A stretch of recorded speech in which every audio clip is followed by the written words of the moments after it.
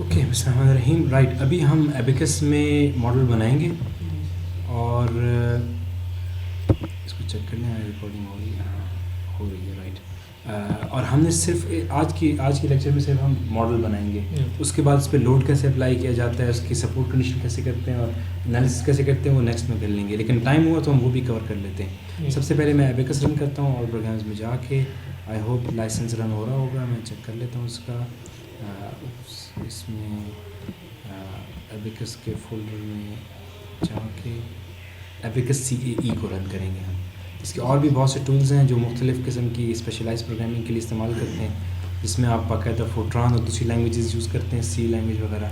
हम इस तरह का कोई काम नहीं कर रहे। हम simple basic computer aided engineering जो CAE का टूल है इसका, वो इस्तेमाल करेंगे।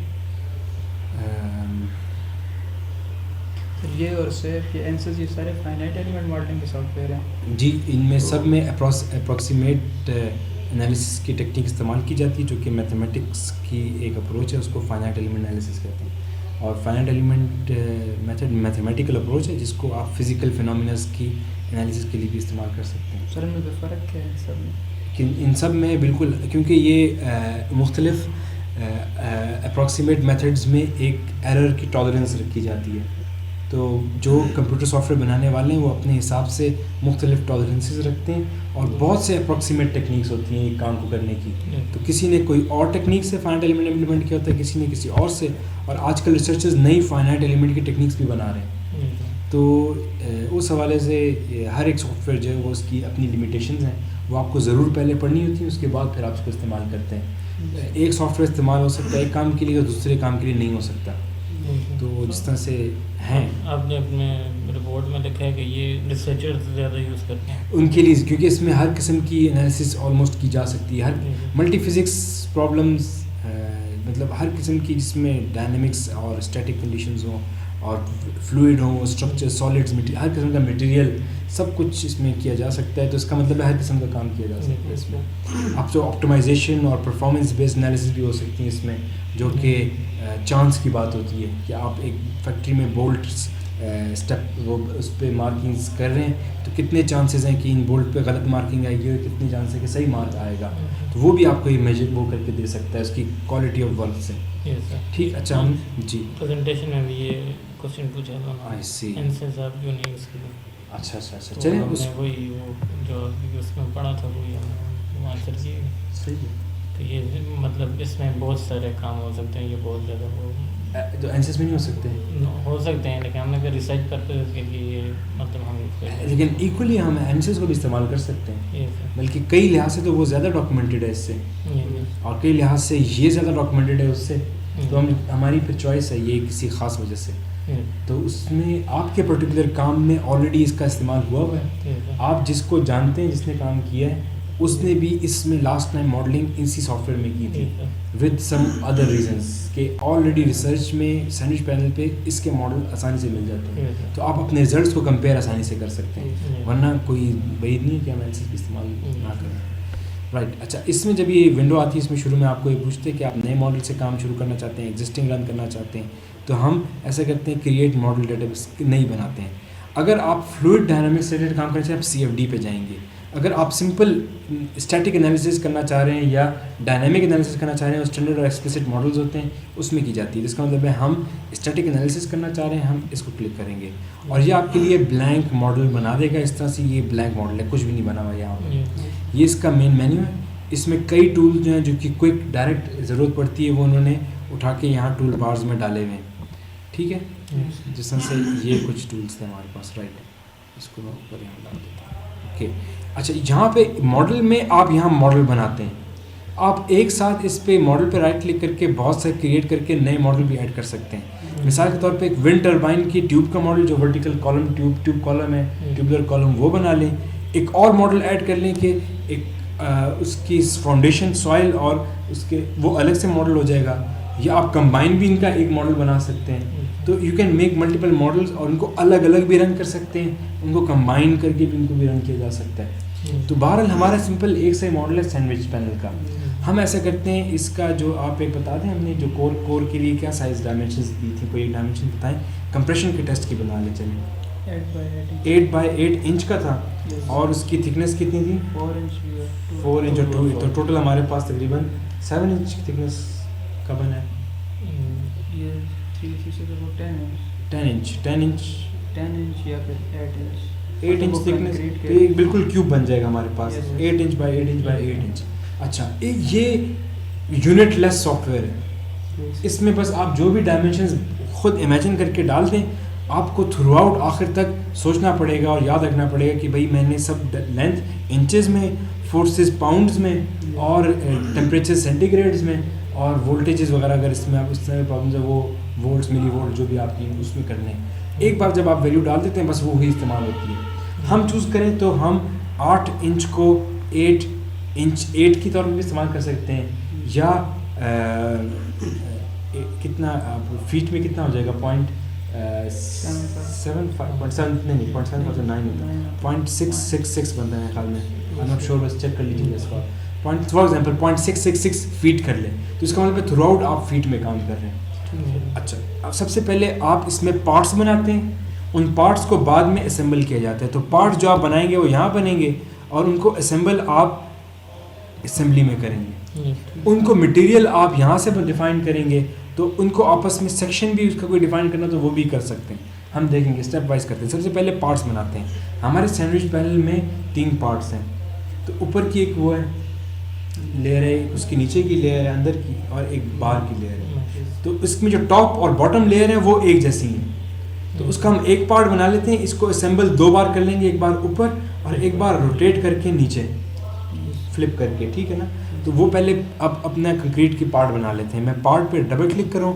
या राइट क्लिक करूं मेरे पास एक बॉक्स राइट क्लिक करके न्यू क्लिक वो भी कर सकते हैं राइट क्लिक करके क्रिएट करें तो ये विंडो खुल जाती है पार्ट का नाम रख देते हैं सबसे पहले हम इसको top concrete layer top con में कहता हूँ टॉप कॉन्क्रीट लेयर कहते हैं ये हम 3D मॉडलिंग करना चाह रहे हैं या 2D करना चाह रहे हैं या एक्सिसिमेट्रिक करना चाह रहे हैं किस तरह की मॉडलिंग करना चाह रहे हैं हम 3D करेंगे सर हम 3D करेंगे हम क्योंकि हम सॉलिड एलिमेंट में ज़्यादा वो कर लेकिन इसकी 2D मॉडलिंग भी की जा सकती है कि हम इस तरह से एक प्लेन बना लें कि बस ये रेक्टेंगल होगा इसकी थिकनेस हम शो नहीं करते बस ऐसे ही इसको ऊपर से कर लेंगे उसकी थिकनेस को विड्थ असाइन कर सेक्शन असाइन कर देंगे एक्सिसिमेट्रिक भी कर सकते हैं कि इसको हम देखें ये इस तरह से 8 इंच होगा ना तो ये आधा इधर और ये 4 इंच इधर 4 इंच इधर हमें क्या ज़रूरत है इसको जब सिमेट्रिक लोडिंग भी सिमेट्रिक है 4 इंच की मॉडलिंग कर लेते हैं तो एक्सिसिमेट्रिक भी बना सकते हैं तो हम क्या करें एक्सिसिमेट्रिक करें 3D करें कि हम 3D कर लेते हैं फिलहाल जस्ट टू अंडरस्टैंड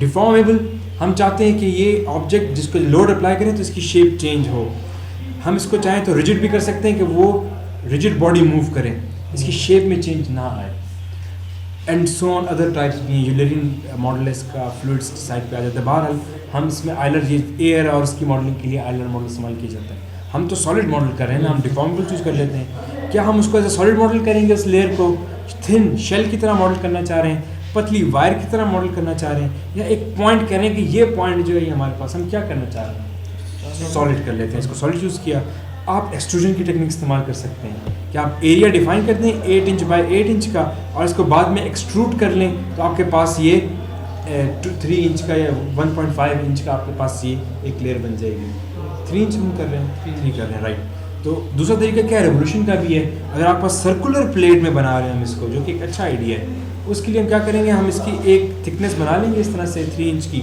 और इसको हम इस एक्सिस पे यूँ रिवॉल्व कर लेंगे 360 डिग्रीज तो ये एक थिक प्लेट बना सकता है स्वीप भी कर सकते हैं अगर हम रेक्टेंगुलर प्लेट बना रहे हैं इसकी थिकनेस बना लेंगे इस तरह 8 इंच बाय 3 इंच थिक की इसको यूँ झाड़ू की तरह स्वीप कर लेंगे और यूँ जिस तरह से मूव करते हैं स्वीप और ये 8 इंच स्वीप कर लेंगे तो ये हमारे पास 8 इंच का वो बन जाएगा ठीक है और हम एक्सट्रूजन कर लेते हैं एक्सट्रूजन अब यहाँ पे हम चूज़ करेंगे स्क्रीन पे कितना एरिया हमें नज़र आए ताकि हम आसानी से ड्रॉ कर सकें हमने सिर्फ 8 इंच इस्तेमाल करना है या फीट में करना चाह रहे हैं इंच में कर लेते हैं तो अगर मैं यहाँ पे रफली 16 लिख दूँ तो ये हमें 16 बाय 16 का एरिया दे देगा उसमें मैं आराम से 8 इंच देख के बना सकता हूँ अगर मैं 200 लिख दूँ तो 8 तो बहुत छोटा नज़र आएगा ना इसमें तो हमने यहाँ पे 16 करके इसको कंटिन्यू कर लिया है और अब ये हमें तकरीबन वही एरिया मिल गया यहाँ पे अब हम किस शक्ल में बनाना चाहते हैं we have variety of tools to choose rectangular top top view, हम टॉप व्यू बनाएंगे 8 इंच बाय 8 इंच का,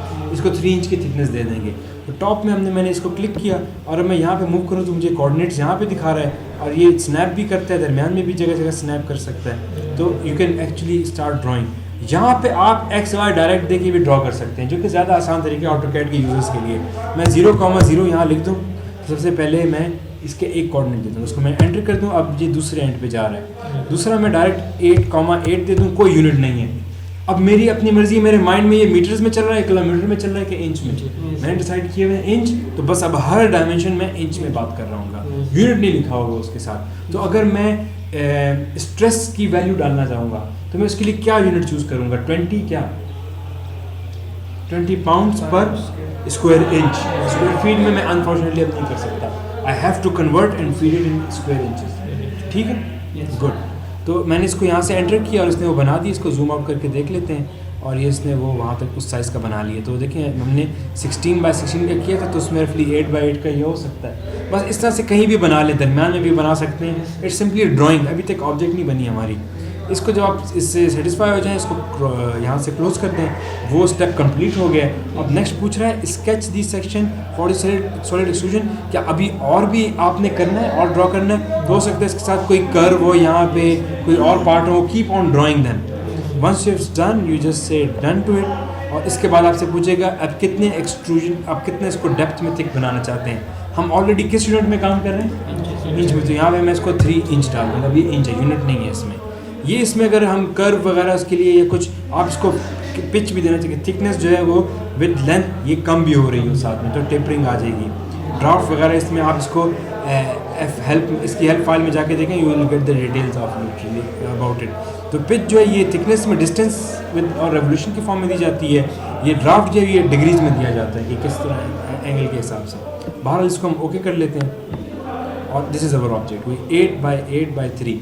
तो कंक्रीट का हमारे पास ये मॉडल बन गया है। अब EPS फॉर्म भी बना लेते हैं। देखिए यहाँ पे इसको ओपन करें, हेड टॉप कॉन, दोबारा मैं इसको राइट क्लिक करके क्रिएट इस बार कर लेता हूँ और इस बार दोबारा इसको मैं EPS कर लेता हूँ। वही 3D डिफॉर्मेबल सॉलिड ही होगा, एक्सट्रूड ही कर लेते हैं। 16 में काफ़ी हमारे पास कंटिन्यू किया, रेक्टेंगल किया, इसको हमने 0,0 पे पहला और 8,8 पे दूसरा, और इस बार इसको हमने एंटर तो नहीं करेंगे, इसको हम क्लोज कर लेते हैं। एंटर भी आई थिंक काम करता है। इसको हम बहरहाल डन कर लेते हैं। इसकी थिकनेस मांग रहे हैं इस बार कितनी होगी, 4 इंच होगी। गुड, इसको हमने ओके किया, उसने वो भी हमको बना के दे दिया।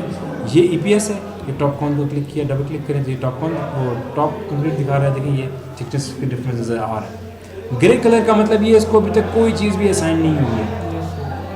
इसमें हमने लोड कहाँ अप्लाई करना होगा, लोड सारी इसके प्लान एरिया पूरी सरफेस पे अप्लाई करेंगे या मिड पे कंसंट्रेटेड फोर्स अप्लाई कर रहे हैं, सरफेस पे करेंगे। तो हम इसको एज अ सरफेस ही कर लेते हैं। इसको सपोर्ट भी सरफेस करेंगे कि हमने मिड पे कहीं पे सपोर्टिंग होगी, पूरी सरफेस ही सपोर्ट फिक्स होगी ना, मतलब ऐसे रख देंगे, इस ऊपर से दबा लेंगे इसको। ठीक है ना, इसका मतलब है हमें कोई एक्स्ट्रा और डिविजन्स की ज़रूरत नहीं है। लेकिन जब हम टेंशन में लेके आएंगे तो दरमियान में टेंसाइल फोर्स आएगी, सरफेस पे पूरा डिस्ट्रीब्यूट नहीं होगी। लेकिन हमने कंक्रीट को तो नहीं करना ना, हम तो EPS पे इंटरेस्टेड है। इसमें हमने स्टील कनेक्टर्स भी मॉडल करने हैं, तो क्यों ना हम उसको भी मॉडल कर लें। तो उसकी क्या लेंथ होगी, वो तो तकरीबन 5 इंच तक होगी।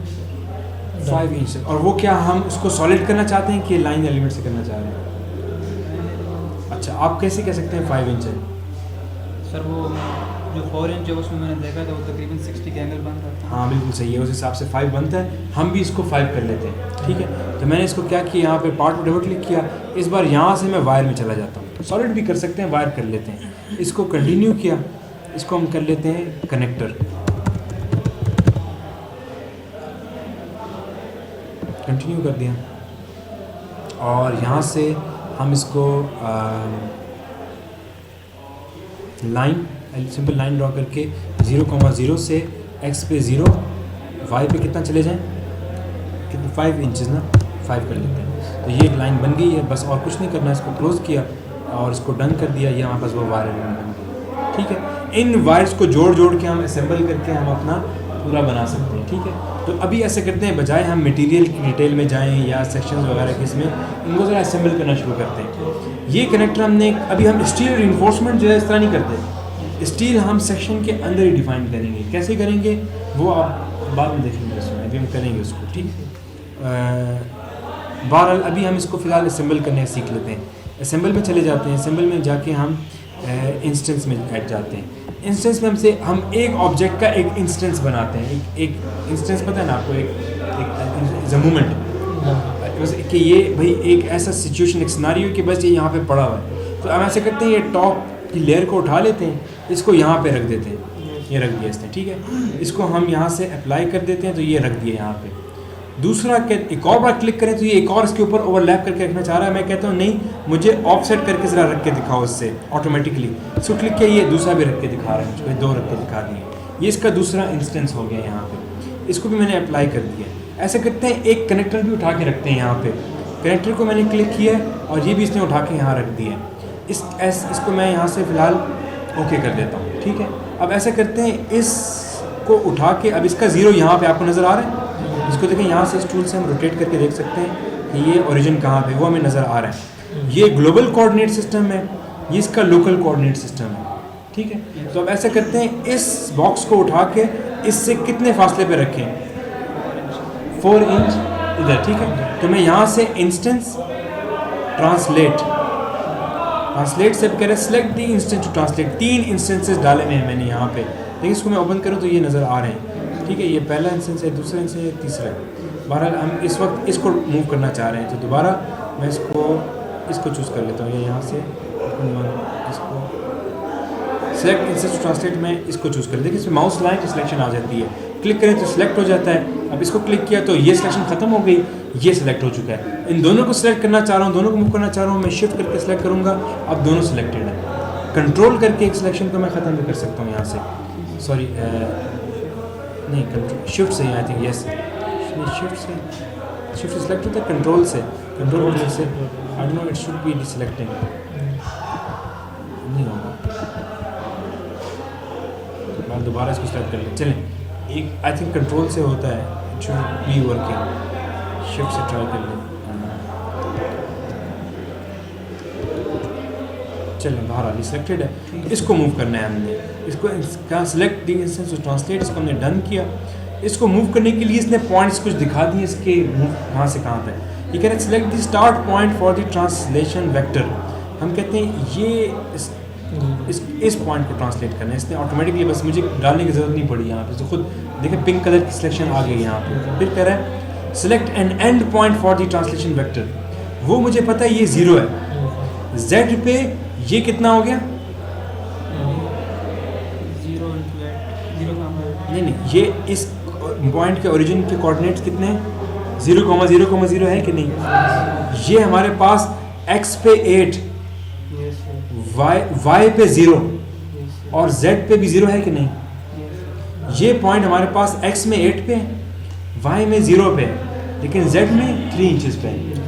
और ये पॉइंट हमारे पास x पे 0, y पे भी 0, लेकिन z पे 3 पे। तो इससे फर्दर हम 4 ऊपर जाएं तो क्या पॉइंट आता है, 7 आता है ना। तो इसका मतलब है इस पॉइंट को हमने x पे 0, y पे 0 और z पे 7 पे मूव करना है। तो मैं यहाँ पे डायरेक्टली 0,0,7 लिख देता हूँ, ऐसे पॉइंट एग्जिस्ट नहीं करता था वहाँ पे, इसलिए इसको मैंने एंटर कर दिया, इसने वहाँ पे इसको मूव कर दिया।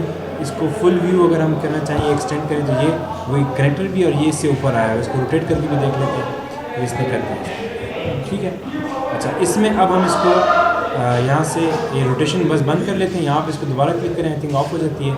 अब पूछ रहे पोजीशन ऑफ इंस्टेंस, ओके आप खुश हैं इससे, नहीं है तो इसको बैक कर दें, दोबारा एंटर कर दें। नहीं, अगर इसको डिस्कार्ड करना चाहते हैं वापस पॉइंट पोजीशन पे इसको क्लिक कर दें, लेकिन आप इस सेटिस्फाइड हैं, इसको ओके कर दें, बस अब वो वहाँ पे मूव हो चुका है। अब हम कनेक्टर को मूव करने से पहले ज़रा रोटेट कर लेते हैं, किस एंगल पे, 60, from which axis, X axis, Y axis, Z axis.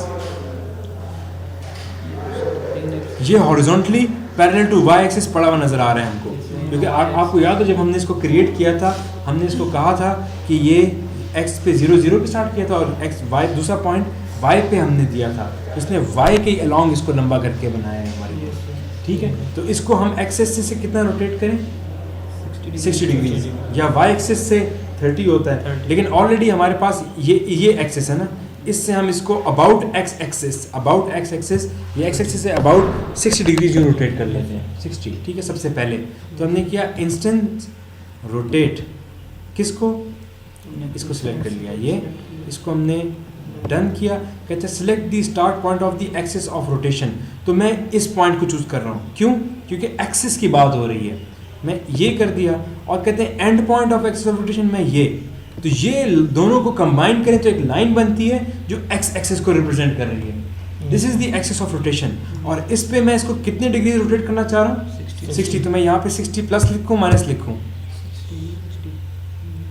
Right hand rule से आपके पास एक्सिस की डायरेक्शन अगर ये है तो ये एक्सिस पॉजिटिव 60 डिग्रीज बनता है। मैं 60 लिख के यहाँ पे फिलहाल एंटर करता हूँ, देखते हैं तो ये ऊपर गया।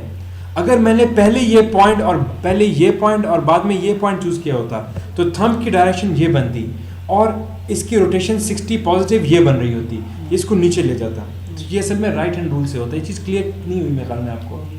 हो गई है? ठीक है, चलें कोई बात नहीं है, आप प्रैक्टिस करेंगे तो। अभी कनेक्टर ये मूव हो गया, यहाँ पे आ गया, इसको हम ओके कर लेते हैं। ठीक है, अच्छा अभी क्या है, अभी मसला ये है इस कनेक्टर को हमने मूव करके कहाँ लगाना है, मसला है ना। उसके लिए हम ऐसा कर लेते हैं, फॉर एग्जांपल आप जस्ट फॉर एग्जांपल आप बताएं ये टोटल 8 इंच है, तो यहाँ पे आप कितने इंच पे लगाना चाह रहे हैं? 2 इंच पे। यहाँ से कितने इंच पे?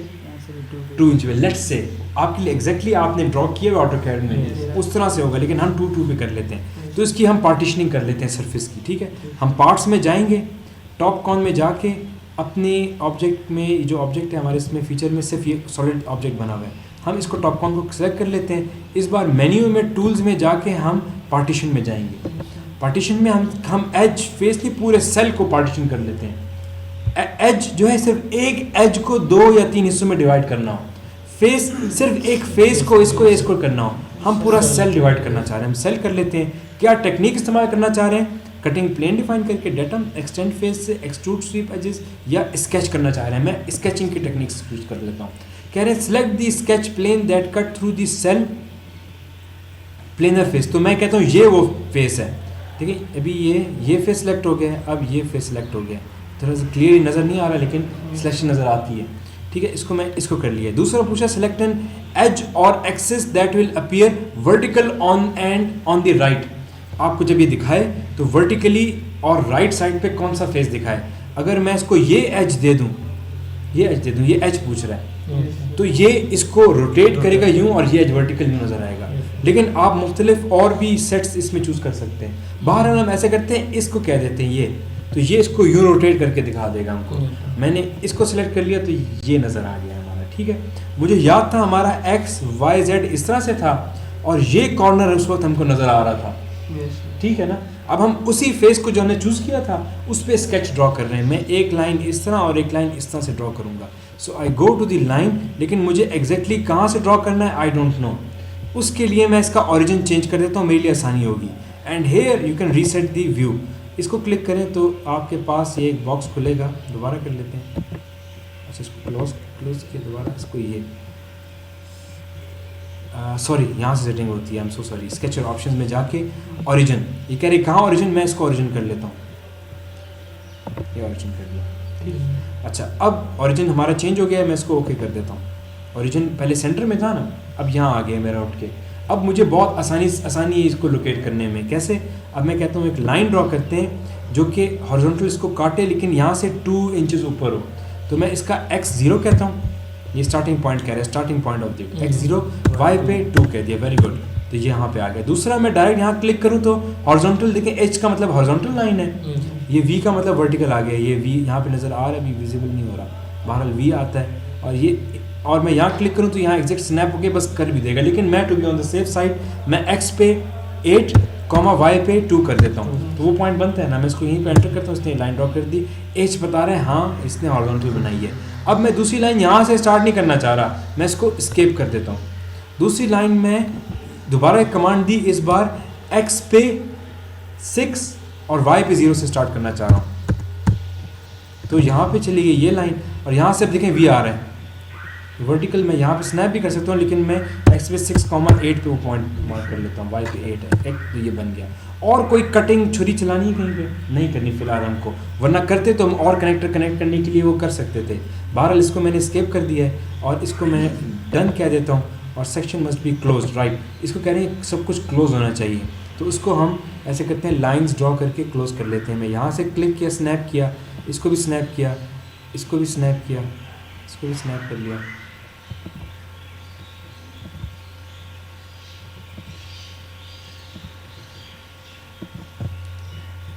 ये लास्ट यहाँ से आई वंडर ये काम करेगा। मैं इसको एंटर करता हूँ। हाँ, इसमें मसला है, enter to values in the range. अच्छा सॉरी, इसको स्केप करना था, स्टार्टिंग पॉइंट बस ड्राइंग कंप्लीट हो गई। इसको डन करते हैं, लेट्स सी। हाँ, ऐसा नहीं, इसको हम सब कुछ डिलीट करते हैं पहले, ऐसा नहीं करना था। राइट, इसको डिलीट किया हमने, ये शिफ्ट कर दिया, बल्कि इन सब लाइन्स को शिफ्ट कर दिया और ऑल भी कर सकते थे। दोबारा कर लेते हैं ओरिजिन वहीं पे। इस बार मैं रेक्टेंगल से करता हूँ डिवाइड। यहाँ से किया तो क्लोज, आपके वो कह रहे हैं क्लोज फिगर्स में आप जो करना चाहते हैं, तो ओरिजिन से किया 0,0 और दूसरा x पे 6, y पे 8, तो यहाँ बन जाएगा। ये डिवीजन बन गई हमारे पास। और बल्कि इसको मुझे यहाँ तक करना चाहिए था, इसको भी अनडू करते हैं, इसको भी क्लोज करके डिलीट।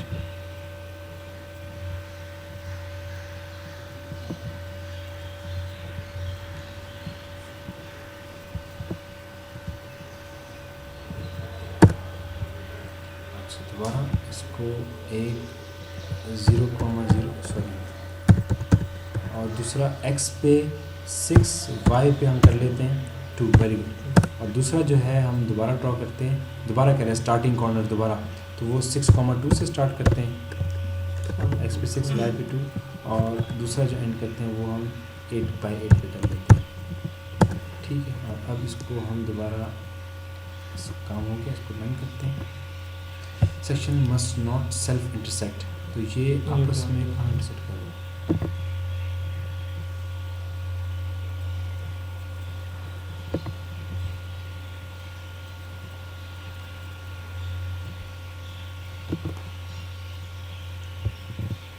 दोबारा अपीयर एज यहाँ कर लिया,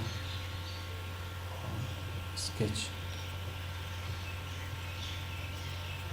पहले एक लाइन ड्रॉ करते हैं y पे, x पे 0,2 पे, और दूसरी, सॉरी ओरिजिन वाले चलो, इसको यहाँ से किया, पहले ओरिजिन करते हैं और अब दोबारा हम लाइन ड्रॉ करते हैं, x पे 0, y पे 2। ठीक है, अच्छा डन नहीं किया था।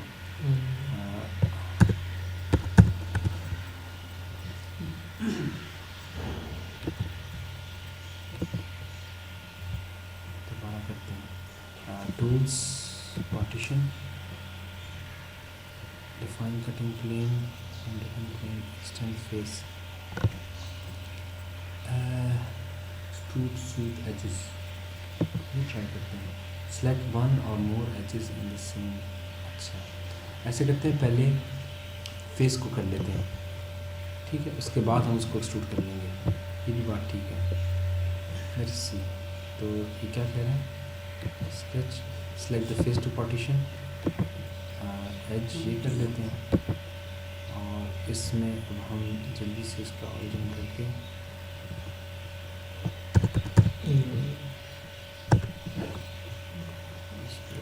नहीं जो डन की, अब स्केच पार्टीशन ज्योमेट्री से इसको कर लेते हैं। अब लाइन ज़रा ड्रॉ करते हैं।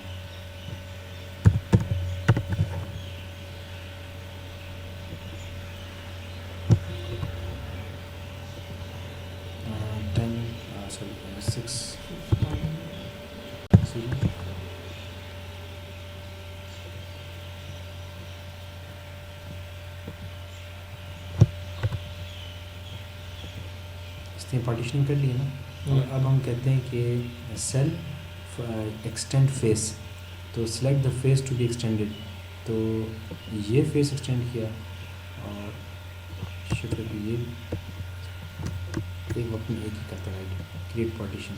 तो इसमें cell could not be partition, try another partition strategy। Extrude sweep edges, ये भी कर लेते हैं इसको। ये किया, सेलेक्ट वन और मोर एजेस, तो इसको सेलेक्ट किया और इसको किया, ये भी इसको डन किया। Connect to form an open और क्लोज चेन विदाउट ब्रांचेस। अच्छा, तो बस पहले एक एक करके कर लेते हैं। इसमें दोबारा सिलेक्टेड है, पहले इसको कर लेते हैं। ये extrude along direction, sweep along edge. How do you want to sweep extrude along direction, तो कह रहे हैं select an extrude direction straight edge और डेटम एक्सिस। तो इस डायरेक्शन में मैं करना चाह रहा हूँ, जो ये लाइन ना इस डायरेक्शन में, तो मैं इसको सेलेक्ट करता हूँ तो ये एरो करके खुद डायरेक्शन दिखा रहा है हमको। Show arrows to two direction को मैंने ओके कर दिया। ये फ्लिप करके इसकी डायरेक्शन भी चेंज कर सकते हैं। बाहर हम इसको ओके कर लेते हैं। और पार्टीशन डेफिनेशन में क्रिएट पार्टीशन, यस, तो इसने वहाँ से इसको काट दिया है। We do the same thing here, यहाँ भी कर लेते हैं इंडिविजुअली इसको। डन, स्टूड अलॉन्ग डायरेक्शन, इसी डायरेक्शन में, और ओके, और क्रिएट पार्टीशन, और same for this one. Select the cells to partition, अलग देते हैं। नहीं, ये सेल्स में क्यों आ गया? अच्छा, दोबारा ये होगा, सॉरी, एज स्वीप एजेस, ये सेल्स क्यों आ गया? इसको डन करते हैं, डन देते हैं। ये देखिए, यहाँ 2 सेल बनाना रहते हैं ना अभी इसके, तो दोबारा इसको दोबारा कमांड देते हैं,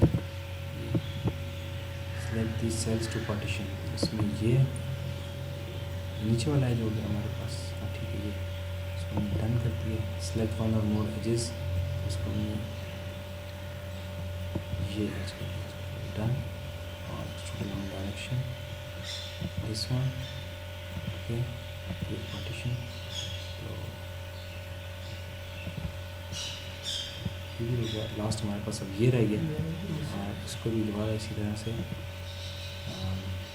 ये सेल सेट कर लिया। उसके बाद चलो डन कर दिया, दोबारा सेल डन, ये वाला एज डायरेक्शन ये हो गई, ये कर देते हैं,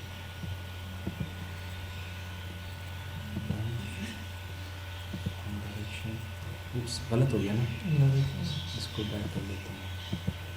वन और मोर एजेस ये वाला ना, इसको डन किया।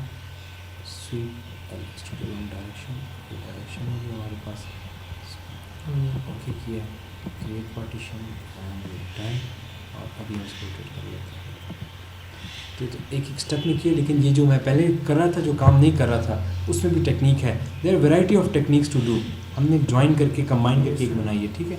बहरहाल अभी हमने इसको डिवाइड कर लिया है। अब हम इसको क्या करें, अगर इसको क्लोज करें, सॉरी ये काम हो गया हमारे पास, बिल्कुल इसको क्लोज कर देते हैं। अभी हम अपनी असेंबली में जाते हैं ज़रा। असेंबली में देखिए हमने किया था, और ये पार्टीशनिंग भी वहाँ आ गई ऑटोमेटिकली। अब हम इसको आराम से इस पॉइंट पे मूव कर सकते हैं। कैसे? Instance translate this start point, ये और एंड पॉइंट, बस ये, और ये कनेक्टर वहाँ आ गया। इसको हम रोटेट करके देख लेते हैं, अगर हम इससे ओके हैं।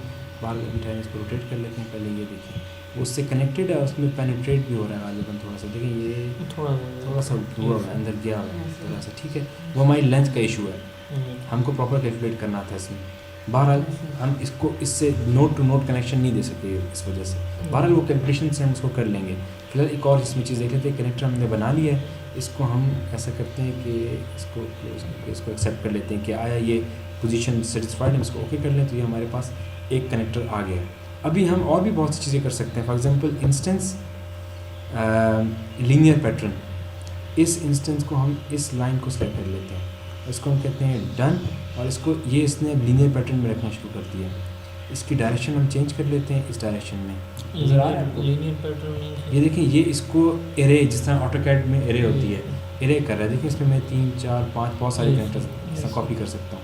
इस डायरेक्शन में बहुत सारे कनेक्टर लगा सकता हूँ। तो इसमें इस तरह के टूल्स भी मौजूद हैं। बहरहाल हमको फ़िलहाल 2 सेट ऑफ कनेक्टर्स यहाँ चाहिए और 2 सेट यहाँ चाहिए, और इनकी स्पेसिंग आपस में कितनी होनी चाहिए, 3 कर लें क्या, 2.5 थी, 3.5, 3 कर लेते हैं फिलहाल। लेकिन इसमें एक मसला है, वो ये कि ये दूसरा जो सेट था वो दूसरे एंगल पे इंक्लाइन था, तो उसको आपको रोटेट करना पड़ेगा और फिर ट्रांसलेट करना पड़ेगा उस डायरेक्शन में।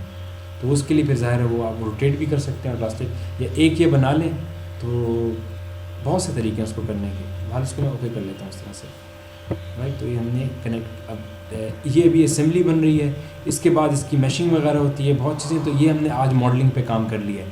मॉडल में गलतियाँ भी हैं, कुछ वो हैं प्रॉब्लम्स वगैरह, वो इंशाल्लाह हम आगे जाके उसको भी कवर करेंगे। आहिस्ता आहिस्ता इंशाल्लाह ये मॉडल बन जाएगा। ठीक है, अभी तक कोई क्वेश्चन हो आपका? सर ये जो हम पार्टीशन कर रहे हैं इसकी, जी, तो इस पर उसकी प्रॉपर्टी पे फ़र्क नहीं पड़ेगा नहीं, कंक्रीट की? नहीं, मतलब वो इसको है कि एक ही रहेगा। ये सिर्फ हेल्पिंग पार्टीशंस है। मैशिंग करेंगे इंशाल्लाह यहाँ से, तो हमें सब क्लियर हो जाएगा। और ठीक है, अच्छा बस क्विक ओवरव्यू कर लेते हैं। मैशिंग करेंगे, उसके बाद मटेरियल डिफाइन करेंगे इसमें, उसके बाद हम मटेरियल इन सब को इसी में जाके ईपीएस को यहाँ पे जाके इंजीनियरिंग फीचर्स में या सेक्शन असाइनमेंट में जाके मटेरियल भी इसको दे देंगे, असाइन कर देंगे। फिर हम जाके स्टेप्स में स्टैटिक या डायनामिक जो भी करना चाह रहे हैं, एनालिसिस ज़ाहिर स्टैटिक करना चाह रहे हैं वो डिफ़ाइन कर देंगे।